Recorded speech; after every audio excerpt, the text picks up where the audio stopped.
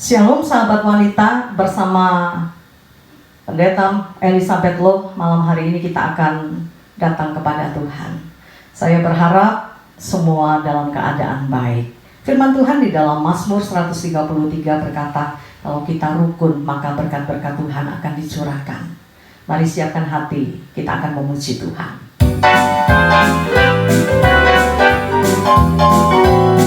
Sungguh alangkah baiknya, sungguh alangkah indahnya, bila saudara semua hidup rukun bersama. Sungguh alangkah baiknya, sungguh alangkah indahnya, bila saudara semua hidup rukun bersama. Seperti minyak di kepala yang kecanggu dan jubahnya turun, seperti abu di bukit Hermon mengalir ke bukit Sion. Sebab kesanalah Allah memerintah agar berkat-berkat-Nya tercurah, serta memberikan anugerah hidup selama-lamanya. Bersama-sama katakan, sungguh alangkah baiknya, sungguh alangkah baiknya, sungguh alangkah indahnya, bila saudara semua hidup rukun bersama. Sungguh alangkah baiknya, sungguh alangkah baiknya, sungguh alangkah indahnya, bila saudara semua hidup rukun bersama.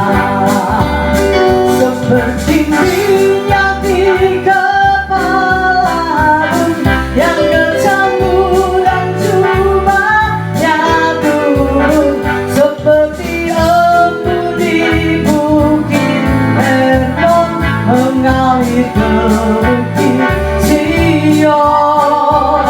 Sebab kesanalah Allah memerintah agar berkat-berkat-Nya tercurah, serta memberikan anugerah hidup selama-lamanya.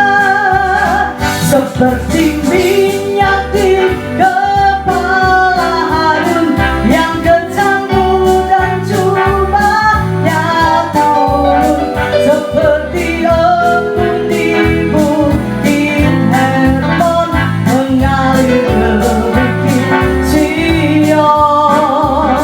Sebab kesanalah Allah memerintah agar berkat-berkat-Nya tercurah, serta memberikan anugerah hidup selama-lamanya.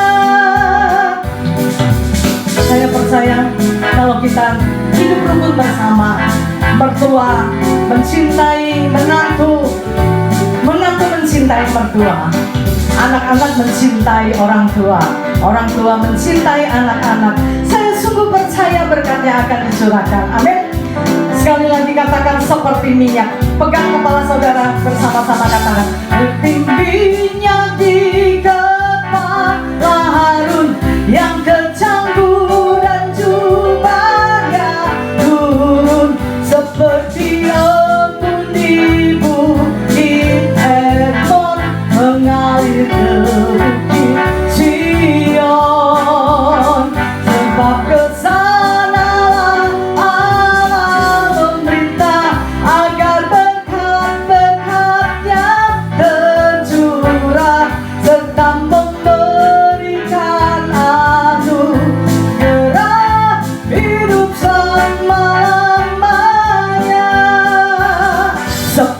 minyak di kepala Harun yang mengubahnya turun seperti embun di bukit Hermon mengalir ke bukit Sion.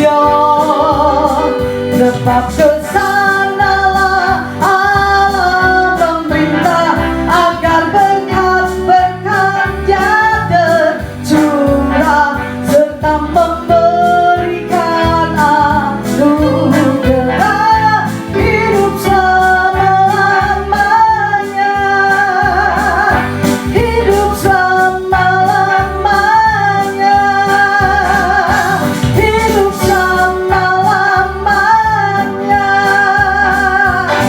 Haleluya.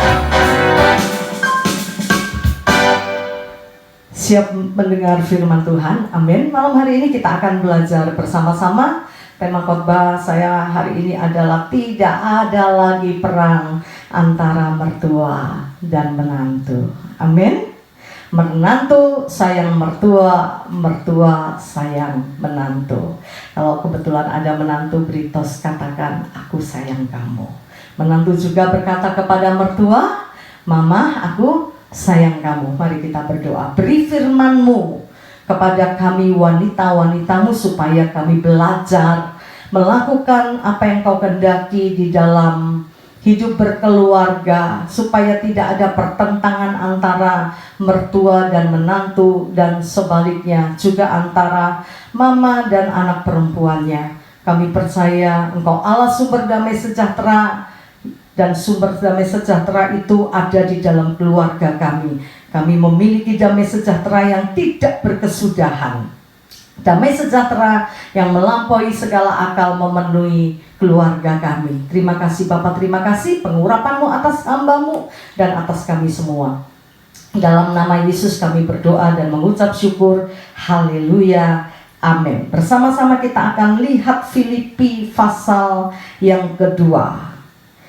Minggu lalu kita sudah pelajari ayat ini, tapi saya akan kupas lebih dalam lagi. Filipi pasal yang kedua, ayat yang kelima, kita akan baca bersama-sama dengan suara yang keras. 1, 2, 3. Hendaklah kamu dalam hidupmu bersama menaruh pikiran dan perasaan yang terdapat juga dalam Kristus Yesus. Ayat ini mengajarkan kepada kita supaya di dalam hidup bersama antara menantu dan mertua, antara mertua dan menantu, apa yang harus dilakukan? Menaruh pikiran dan perasaan yang terdapat juga dalam Kristus Yesus. Pikiran dan perasaan harus ditaruh di dalam Kristus Yesus. Mengapa? Kalau di dalam hidup bersama, masing-masing memakai perasaannya sendiri, memakai pikirannya sendiri, dijamin perang dunia keempat. Ya, pasti hancur, Bapak, ibu-ibu, sahabat wanita yang dikasihi Tuhan. Tetapi Alkitab mengajarkan kita harus menaruh pikiran kita harus menaruh perasaan kita dalam Kristus Yesus. Mengapa kita harus taruh pikiran dan perasaan di dalam Kristus Yesus? Karena pikiran manusia ini cenderung jahat. Mengapa bisa pikiran manusia ini cenderung jahat? Karena akibat dosa. Setiap manusia, tidak ada yang tidak berbuat dosa, ya. Firman Tuhan berkata semua manusia telah kehilangan kemuliaan Allah, karena semua manusia telah berdosa dan pikirannya juga menjadi jahat. Saya kasih contoh Matius pasal yang ke-9. Matius pasal yang ke-9 ini adalah kisah tentang Tuhan Yesus yang menyembuhkan orang lumpuh. Nah, ketika Tuhan Yesus menyembuhkan orang lumpuh, Tuhan tidak berkata kepada orang lumpuh ini, bangkit dan berjalanlah, tetapi Tuhan berkata, hai anakku, dosamu telah diampuni. Ketika mendengar perkataan Tuhan, dosamu sudah diampuni, nah mulai saudara, orang-orang mulai berpikir yang jahat. Wah, ini tidak benar, ini penyesatan, ini menghujat Tuhan. Tetapi di dalam Matius pasal yang ke-9 ayat 4 dikatakan Tuhan mengenali pikiran mereka. Karena itu Tuhan Yesus berkata, mengapa kamu memikirkan hal-hal yang jahat di dalam hatimu? Tuhan tahu pikiran mereka ini jahat. Mereka berusaha menjatuhkan Tuhan Yesus. Tuhan Yesus bisa baca pikiran mereka. Nah, dari kisah ini kita bisa simpulkan bahwa pada dasarnya, pada umumnya pikiran manusia itu jahat. Saya kasih contoh ya.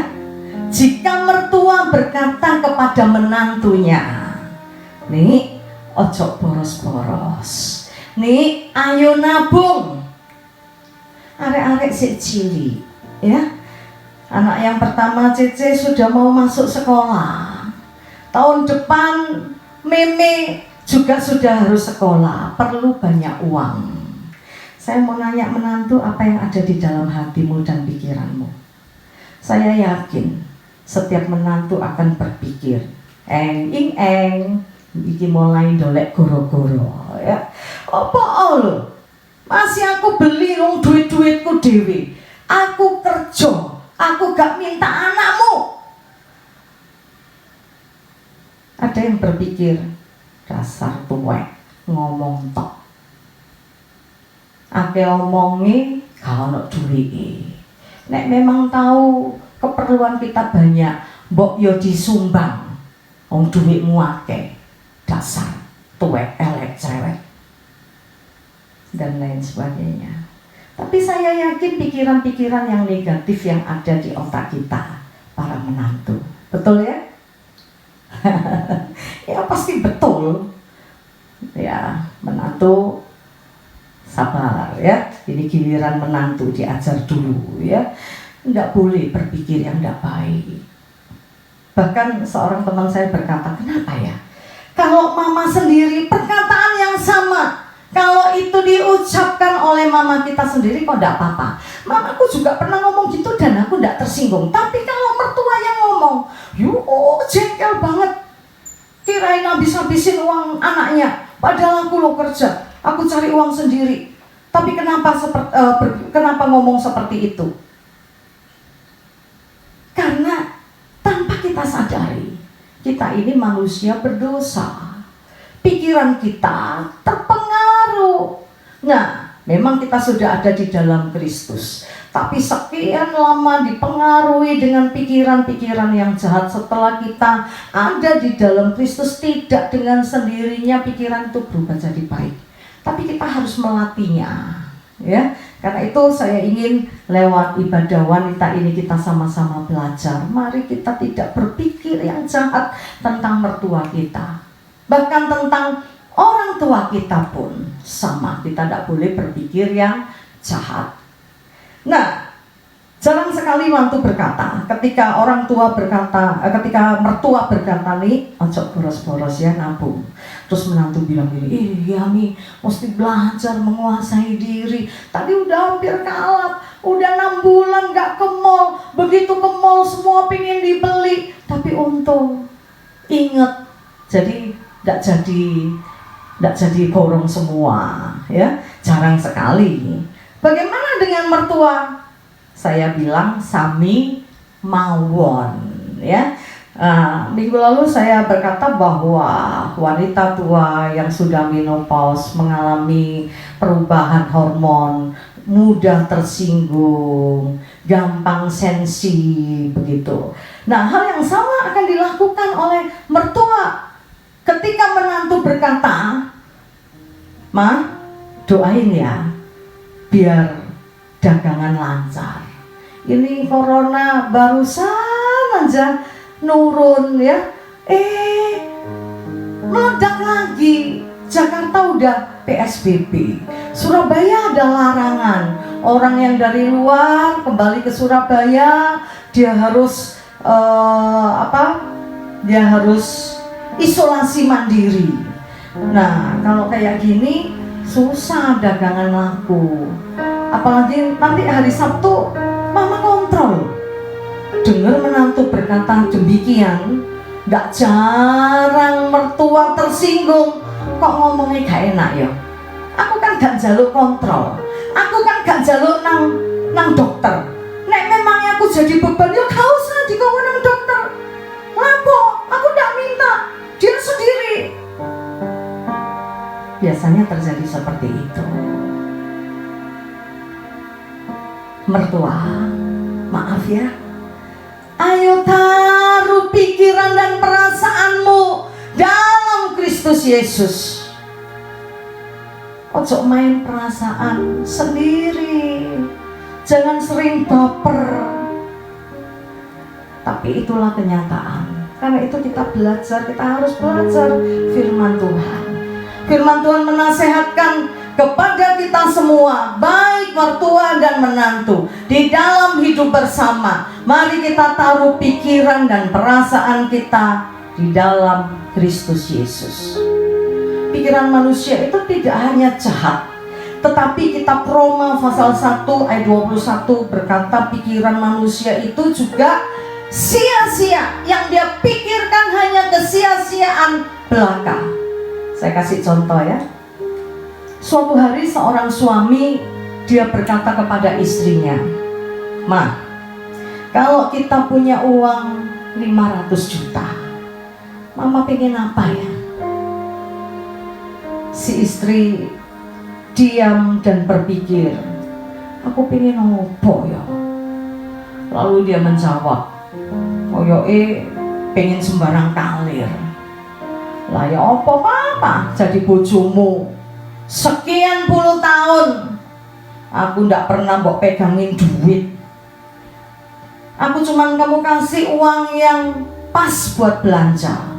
Aku pengen beli baju ndak bisa. Aku pengen beli sepatu ndak bisa. Aku pengen perawatan di salon ndak bisa. Teman-teman keriting aku paling potong di bawah pohon rindang. Sekarang kalau aku punya uang 500 juta, aku pengen ke shopping mall, aku pengen belanja, aku pengen beli baju yang banyak, aku pengen beli sepatu, baju, sepatu, tas, kelire tak podokno. Lah ya apa Pak? Jadi bojomu sekian puluh tahun tasku yo tas kresek. Papa gak pernah ajak aku makan di restoran. Kayak itu istrinya Pak Yakob Usopombo. Tiap minggu suaminya ajak makan keluar, makan Padang. Bapak-bapak kalau digituin, nggak usah sedih duit sopo mangan nang restoran. Istrimu minta makan Padang gampang aja, gawa nang jobo, lampu urupno kabeh Padang no. Makan Padang. Kadang istri ini tidak pernah ucap syukur bisa makan, puji Tuhan ya. Saya pernah dengar istri bilang gini, aku tuh tidak pernah makan di XO, dapat XO, XX aja tidak pernah. Wes kawin ambil rugi, ngerti ya? Aku kawin ambil pacarku yang dulu, pasti hidupku bahagia, pasti aku senang. Jadi bojone iki kiri. Kembali ke suami istri tadi. Si istri yang tadinya tidak pernah mengungkapkan perasaannya ya, neriman selama ini. Begitu dengar suaminya berkata kalau punya uang 500 juta mau dibuat apa? Wah, timbul keinginan macam-macam.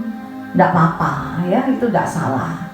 Tapi yang salah, akhirnya keluar apa yang dia simpan bertahun-tahun. Jadi bojomu gak tahu iki, gak tahu iku.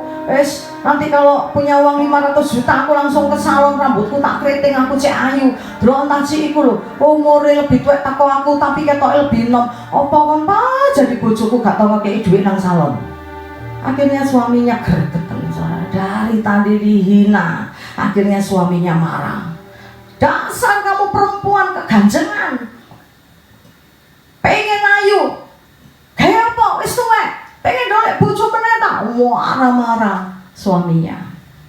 Lo, stop. Lah wong iki apa? Iki kan andai. Lah kok dadi tukaran? Inilah manusia. pikirannya sia-sia. Dari berandai-andai, dari tukaran. Kenapa? Pikiran manusia ini cenderung sia-sia, mikirin yang enggak-enggak. Kalau kita hidup dalam ucapan syukur, saya yakin pasti ada kebahagiaan. Bahagia itu kan bukan cuman makan enak, betul ya? Ada suami, tipe suami, dia nggak bisa kasih uang yang banyak, tapi dia kasih seluruh perhatiannya, seluruh cintanya. Punya apa? Istrinya dulu, gitu ya. Apa yang bisa diberikan oleh suami yang tipe ini, dia pasti akan beri pada istrinya. Ada suami yang tipe begitu, harusnya ucap syukur. Nggak semua suami punya pemikiran seperti ini, gitu ya. Nah, karena itu malam hari ini kita sama-sama belajar yuk dari Filipi pasal yang kedua ini. Menaruh pikiran dan perasaan dalam Kristus Yesus. Jangan pakai pikiran kita sendiri, pasti salah, ya. Manusia ini sering salah. Ada banyak ilustrasi tentang ini ya, negative thinking. Tapi saya nggak bahas malam ini karena waktu. Oke, kita akan belajar bagaimana menaruh pikiran dan perasaan dalam Kristus Yesus itu seperti apa. Ya, coba kita lihat ayat selanjutnya dalam Filipi pasal yang ke-2 tadi, di ayat yang ke-6. Tadi ayat 5 kita sudah baca, hendaklah kamu dalam hidupmu bersama menaruh pikiran dan perasaan yang terdapat juga dalam Kristus Yesus. Nah, menaruh pikiran dan perasaan yang terdapat dalam Kristus Yesus itu yang bagaimana? Di ayat yang ke-6 saya akan bacakan, yang walaupun dalam rupa Allah tidak menganggap kesetaraan dengan Allah itu sebagai milik yang harus dipertahankan. Dengan kata lain, ayat 6 ini mengajarkan kepada kita seperti Kristus yang tidak mempertahankan haknya.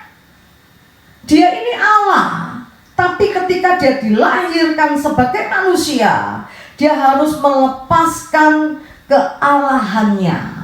Kalau dia pertahankan kealahannya, ya kayak iso dadi manusia. Dalam hal ini, Tuhan mengajarkan kepada kita, semua kita itu pasti merasa punya hak. Mertua merasa punya hak terhadap anaknya. Karena itu, ketika anaknya ini mendapat perlakuan yang tidak baik dari istrinya, dia pasti sakit hati, dia pasti marah. Aku ini sing gedekno anakku, aku gak tahu bentak-bentak anakku, aku gak tahu memaki-maki anakku, aku gak pernah pukul anakku. Lah kok bojone gak melok ngingoni, ngomongi kasar. Lah kok bojone kurang ajar. Aku, mamanya aja gak pernah kurang ajar sama anakku. Aku menghargai anakku. Banyak kali orang tua seperti itu ya, merasa anaknya ini menjadi haknya, hak miliknya. Bahkan kalau seperti ini bahaya sekali, begitu ya. Nanti sampai kenapa orang tua kepo, urusin anak sampai bajunya, makannya, soal tempe dadi perkara. Oh, suamimu nggak doyan tempe tebel gitu. Harusnya kalau goreng tempe itu tipis, suamimu suka. Mama, lepaskan hakmu. Sekarang haknya istri masak buat suaminya, buat anakmu. Mau itu tebel, mau itu tipis, wis bapak no, merem-merem titik. Saya selalu nasihatkan kepada wanita-wanita tua, kalau sudah mulai punya mantu, mau punya mantu, saya mesti ngomong, saya selalu nasihatkan, ayo belajar kakek ngomong. Nanti mantu tidak suka sama kita, lebih baik kita banyak berdoa. Hal-hal yang sepele, tidak usah dipermasalahkan. Oh, bikin kopi, ojo encer-encer gitu. Suamimu tidak suka, suamimu loh sukanya kopi itu 3 sendok yang kental. Mama, ojo cerewet, menengo. Kalau anakmu tidak cocok, anakmu nanti bisa ngomong. Tapi saya yakin lama-lama namanya suami istri ya. Kalau kita perhatikan suami istri lama-lama wajahnya mirip. Kenapa? Is gombol, ya toh. Yang dulu dia nggak suka bisa jadi suka. Dulunya makan tempe tebel, kok tebel ya? Biasanya mamaku naik goreng tipis, suwe-suwe ya enak aja. Bahkan ketika dia makan tempe tipis sudah lidahnya sudah kadung tebel, gitu ya. Jadi tidak enak. Dalam hal-hal seperti ini, mama harus lepaskan hak, ya. Kau tidak punya hak lagi atas anakmu. Anakmu menjadi hak istrinya, ya. Makanya ada lagu waktu kita sekolah ya, kasih ibu kepada beta tak terhingga sepanjang masa, hanya memberi apa lanjutnya, tak harap kembali bagai sang surya menyinari dunia. Kasih ibu itu cuma memberi, tidak harap kembali. Dulu kita besarkan anak, ya wes lupakan, ya jangan ingat-ingat lagi. Ada seorang ibu berkata, loh mosok aku tuh ngomong ambek mantuku, nih giginya mama ini copot. Belum ngomong kalau minta bikinin gigi, udah pandelin deh. Maksudnya mama ngomong apa? Oh mangan ayangnya kok jaluk ya langsung menggonggong. Si mama kecewa. Lah ngapi iki lho gak njaluk, durung njaluk. Lagian lho. Apa gak eling? Sing nyekolakno bojone iku sapa? Gak duwe dhuwit tak dol-dolno, tak sembarang tak dolno, tak sekolahno, TV di sekolahno, kulkas di sekolahno, mesin cuci di sekolahno, kabeh di sekolahno buat biaya anak laki-lakinya. Lah kok saiki aku sik ngomong untukku copot, wis ngamuk-ngamuk lali ta. Biyen sekolahku gak atik kreweng, atik duit.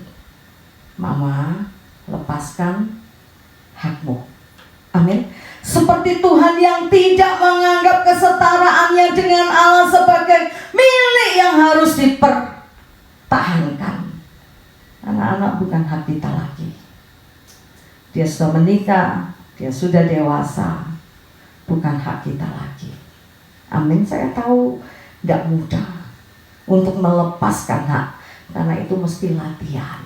Ya, saya belum punya menantu, saya latihan dulu melepas hak. Ketika anak sudah mulai dewasa, ya dia sudah kuliah, lulus kuliah, nah mulai terjadi peralihan kekuasaan. Kalau dulu anak harus nurut kita, gitu ya. Nah kalau anak kita sudah dewasa, kita sudah tua, balik saudara, duduk gudel nyusu kebo, ada peribahasa Jawa ya bagus sekali, tapi kebo nyusu gudel. Orang tua nurut sama anak. Ketika anak saya sudah lulus kuliah, waktu papanya sakit, dia bilang, "Mi, mami sudah tua, ya, nggak usah beli obat morak-marik. Hizkia sudah cari, ada apotek yang mau kirim. Hizkia sudah tanya nomor teleponnya, harganya sama, nggak kena biaya. Mami tinggal WA, nanti obat diantarkan. Mami nggak usah WA, wis tulisannya cilik-cilik, nggak pusing. Hizkia yang atur." Nah, awalnya saya yang masukin obat di kantong-kantong begitu ya. Lalu anak saya bilang, sekarang nggak usah mami, Hizkia aja. Jadi koyok diwalik ya, koyok aku anaknya dan dek bapakku begitu ya. Dia perlakukan saya juga begitu, jalan dipeluk, digandeng, dituntun. Sampai suatu hari saya sadar bahwa, aku kok kalau mau ke gereja itu kan naik tangga ya. Lalu ngaku dulu melayu si iso. Iku anak saking sayangi, aku dituntun. Suatu hari aku sadar dan aku berkata, nyo, mami kisah durung dadi nenek-nenek yang harus dituntun. Dia ketawa, kan apa-apa, ini sayang. Jadi saya dipeluk sambil dituntun begitu ya, kadang dipegang tangan saya naik tangga itu, malah kayak wis nenek-nenek sing wis gak kuat. Tapi saya bahagia punya anak yang care, punya anak yang peduli. Bahkan saya bersyukur ya, Tuhan anugerahkan anak yang baik, dan saya selalu berdoa biar Tuhan beri pasangan yang baik juga. Dia di Australia bisa pesenin saya donat, saudara. Lalu dia bilang, "Mami ya iso tuku lho, iki gak iso nih, iki pesene sak bulan." Oh, nek sak bulan mami gak paten, gak mangan donat gak apa-apa, mangan sing liyane ae. Karena dia tahu gak mungkin saya beli gitu ya, karena ini lagi viral ngantrinya sebulan, dia pesen ini dari Australia, saudara. Nah, oke, kembali. Saya ingin orang tua tahu bahwa kita harus melepas hak kita. Anak tidak lagi menjadi hak kita. Ketika dia sudah menikah, apalagi sesudah dia menikah. Ini anak saya belum menikah ya, tapi dia sudah mulai atur kami begitu ya. Nah, yang baik buat kami begini, iso nuturi wong tuoi. Ya, belajar rendah hati, ya, menerima dan belajar bersyukur. Gak semua anak bisa peduli dan care dengan orang tuanya. Nah, oke. Jadi, kenapa bisa terjadi konflik? Karena mempertahankan hak, nggak mau lepas hak, masing-masing ngotot dengan haknya. Orang tua merasa itu anaknya, dia punya hak untuk masih terus atur anaknya, nggak bisa. Kalau sudah menikah nggak bisa begitu. Kita harus tahu diri ya, kita harus lepaskan hak kita. Tidak hanya mertua dan menantu, tapi bisa terjadi konflik antara anak dan orang tua, antara anak perempuan dan mamanya. Begitu ya, mama harus sadar bahwa anak kita tidak kecil lagi. Dia punya keinginan, ya, dia punya selera dan mungkin berbeda dengan kita. Kita tidak bisa paksakan, oh kordennya jelek, harusnya warna seperti ini, karena kita tidak suka. Anak kita punya selera, kita harus ikut. Apalagi kalau kita ikut anak, tidak bisa. Kita yang atur-atur, oh mau korden yang begini, mau korden yang begitu, tidak iso, mamu dewe aja sing korden ngono. Gitu ya, tahu diri lah. Nah, kenapa terjadi konflik? Karena seringkali banyak wanita-wanita tua udah tahu diri, mertua-mertua sampai ada tanaman lidah mertua. Tadi pagi saya kemana ya? Pokoknya saya lihat tanaman lidah mertua yang panjang-panjang. Ya ampun, dowo nih. Apa iki diibaratkan oleh para menantu, gitu ya? Tanaman lidah mertua soalnya dawa ujungnya runcing. Dalam hati saya berkata, aku kau oleh tadi wong sing omongnya dawa dan landep ini. Memang perlu latihan ya. Ya, jadi supaya tidak terjadi konflik, mari kita lakukan apa yang dinasihatkan oleh firman Tuhan dalam Filipi pasal 2 ayat 4 ini. Dalam hidup bersama menaruh pikiran dalam Kristus Yesus. Ya, sebelum lanjut ke ayat yang selanjutnya, coba lihat Yakobus pasal 4. Kenapa terjadi pertengkaran? Pertengkaran itu kenapa sih, saudara? Yakobus pasal 4 ayat 2. Rahasianya di sini, saudara. Saya akan bacakan Yakobus pasal 4 ayat 2. Kamu mengingini sesuatu, semua orang punya keinginan. Tapi kalau keinginan ini dipaksakan, akan terjadi seperti ini loh, saudara. Kamu mengingini sesuatu tetapi kamu tidak memperolehnya. Lalu kamu membunuh, kamu iri hati, tetapi kamu tidak mencapai tujuanmu. Lalu kamu bertengkar dan kamu berkelahi. Kalau masing-masing kekeh dengan keinginannya, dengan kemauannya, pokoknya harus begini, pokoknya harus begitu, pasti tukaran, saudara. Tapi kalau kita menyadari dan kita mau belajar melepas hak, saya percaya tidak ada pertengkaran. Saya berdoa setelah kita para wanita mengerti rahasia ini, mari kita sama-sama belajar. Saya yakin tidak akan ada lagi pertengkaran antara mertua dan menantu kalau masing-masing melepaskan hak. Menantu juga harus melepaskan hak. Jangan merasa karena engkau kasih uang, kau bisa seenaknya sendiri. Ada menantu seperti itu ya, kasih orang tuanya 500.000. Oh, sebulan pakai 500.000 ya ojo menengahi. Mbok ngewang-ngewang istri kok, ngewang-ngewangi ngomong anak ta. Nah, ini keliru. Merasa punya hak ya, karena sudah kasih duit merasa punya hak, suruh-suruh. Ada banyak, tidak hanya menantu, anak kasih orang tua duit, mau ngekei 500 saya anak, wong tua ngomong ngomong, ini gak sopan. Kenapa?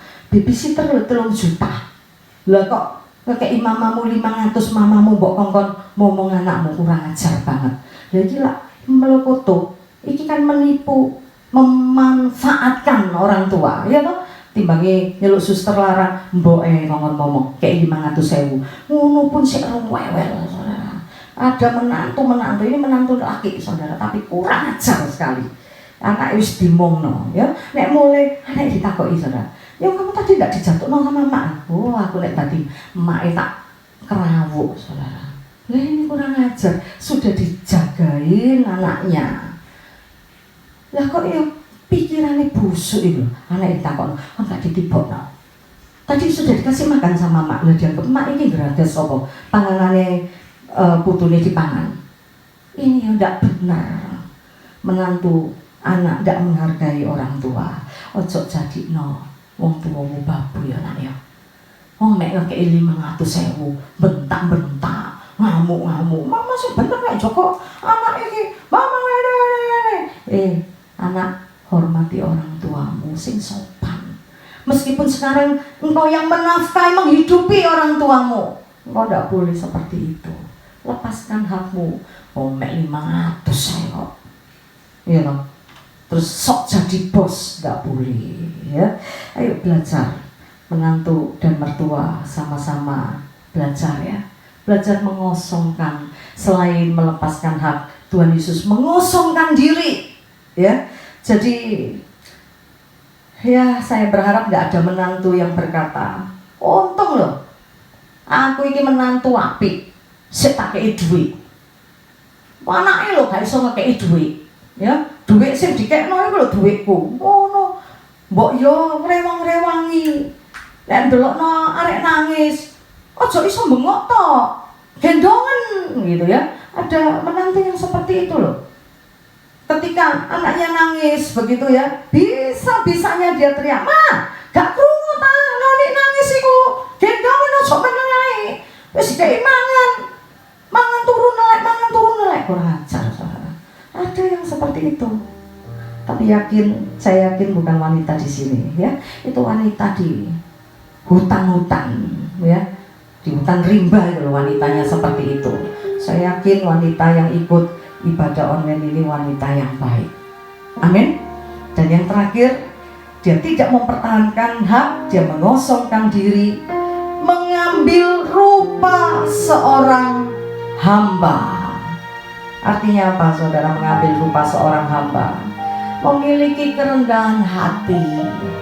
Orang tua walaupun sudah membesarkan anak, jangan pernah berkata, aku mau ngomong putu, wis kesel, biar ngomong anak, saiki prei. Ayo belajar jadi seorang hamba, ya. Apa yang bisa kita lakukan untuk anak kita, lakukan dengan senang hati. Bisa bantulah. Saya bangga ada seorang ibu tinggalin kotanya, ikut anaknya, ya. Saya tanya, apa nang hutan? Dia bilang, sakno putuku, mamai repot tokone, papai yo repot kerjaane, timbangi putuku dewean, wis tak jogoi.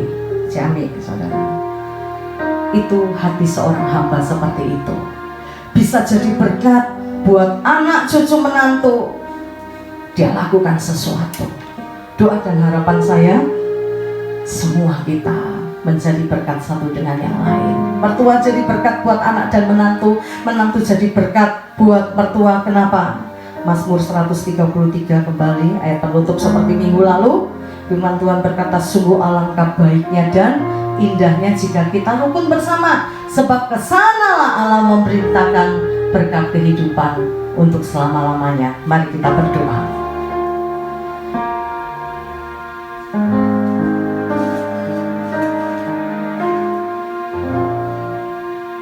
Malam ini biar ini menjadi doa kita, ya. Kita memiliki hati seorang hamba. Saya percaya kalau menantu mertua punya hati hamba, saling mau melayani, saling mau jadi berkat, tidak ada pertengkaran, ya. Kalau dulu mertua melawan menantu, hari ini setelah dengar firman Tuhan malam hari ini, mertua dan menantu jadi hoping siangho, jadi sahabat baik. Rentang-renteng wong loro, mertua dan menantu. Nangan pangsit minang pasar atum wong loro, nang di wong loro, menantu melayani mertua, mertua melayani menantu, akan sangat indah. Haleluya. Ku tak dapat lupakan kebaikan yang ku terima, pengorbananmu yang mulia, jadikan ku berharga.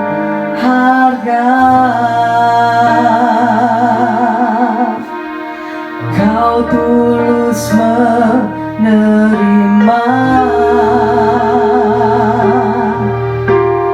aku apa adanya. Kekuatan kasih-Mu nyata,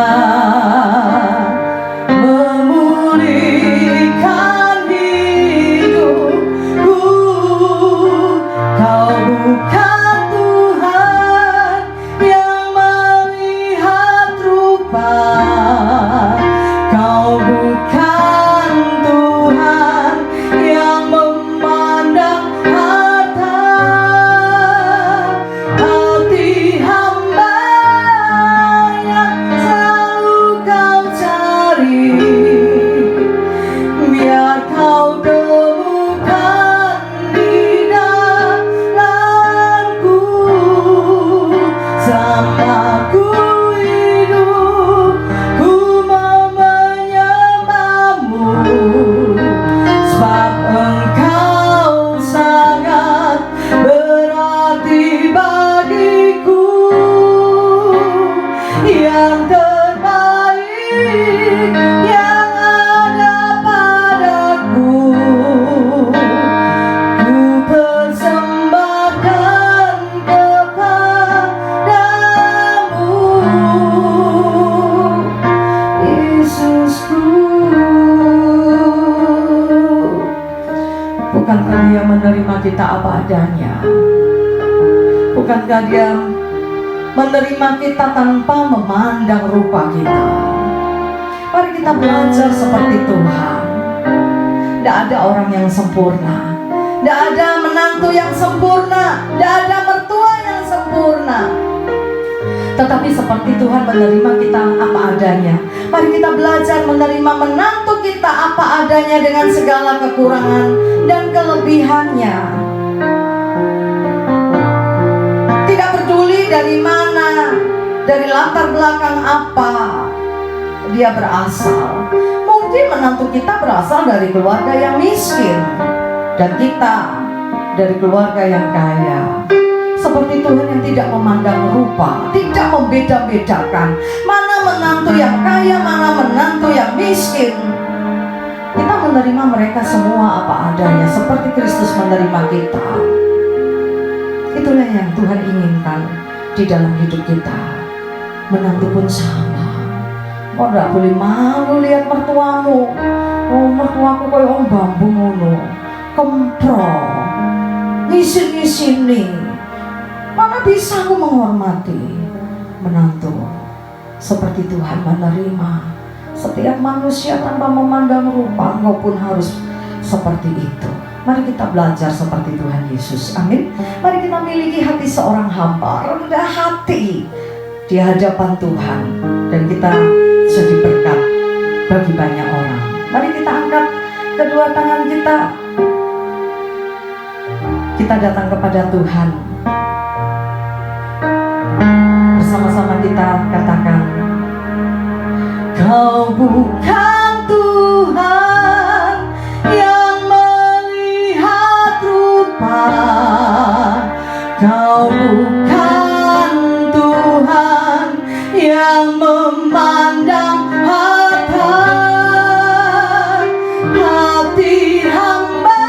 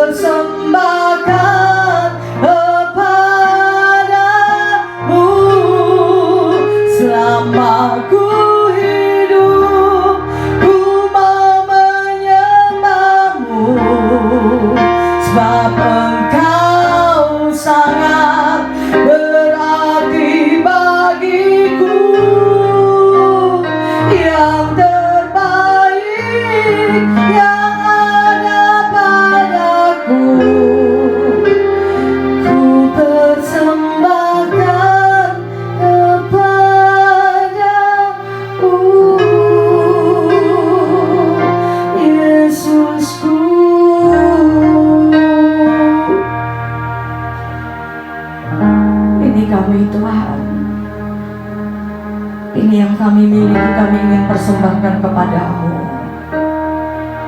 Tenaga yang ada kami pakai untuk kemuliaan namamu. Harta yang ada kami pakai untuk kemuliaan namamu. Kami boleh saling mengasihi, saling memberkati, saling menopang. Bahkan kami boleh saling menerima satu dengan yang lain tanpa memandang rupa.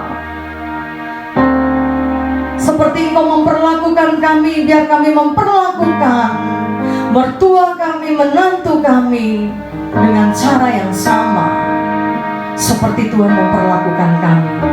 Di dalam nama Tuhan Yesus mematahkan setiap pertentangan antara menantu dan mertua, dan kami melepaskan roh damai sejahtera, roh saling mengasihi. Tidak ada lagi pertengkaran antara menantu dan mertua, tidak ada lagi perselisihan menantu dan mertua. Yang ada kasih yang mengalir. Terima kasih buat firman-Mu. Terima kasih buat petunjuk-petunjuk-Mu. Biar kami hidup di dalam firman-Mu, dan firman-Mu berbuah-buah di dalam hidup kami. Terima kasih buat cinta-Mu Tuhan, yang membuat setiap menantu bisa mencintai mertuanya. Bagaimanapun kondisi mertua yang jahat, mertua yang banyak bicara, mertua yang banyak mencampuri urusan rumah tangga mereka, Tuhan kami berdoa biar setiap menantu bisa menerima keberadaan mertuanya dan memberikan cinta mereka kepada orang tuanya, boleh menaburkan kasih dan cinta. Kami percaya suatu hari para menantu pun akan menuai cinta dan perhatian dari mertuanya, dan sebaliknya. Semua mertua memiliki kasih yang cukup mengasihi menantu-menantunya. Bagaimanapun rupa dan keadaan menantunya, kami berdoa setiap mertua boleh menjadi seperti Naomi yang mencintai dan menjadi berkat bagi menantu-menantunya, sehingga para menantu-menantu yang belum mengenal Tuhan pun mereka akan datang kepada Tuhan mengikuti Allah yang kami sembah. Kami memberkati setiap menantu, memberkati setiap mertua, biar mereka menjadi menantu yang baik dan menjadi mertua yang baik, yang saling mengasihi dan mencintai.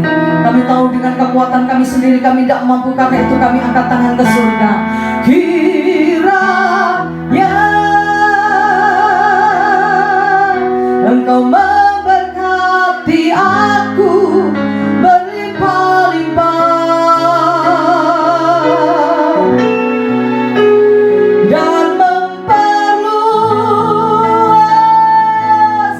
berdoa berkati menantu-menantu kami Tuhan, di dalam pekerjaannya, di dalam bisnisnya, dalam setiap apa yang dia lakukan Tuhan buat berhasil.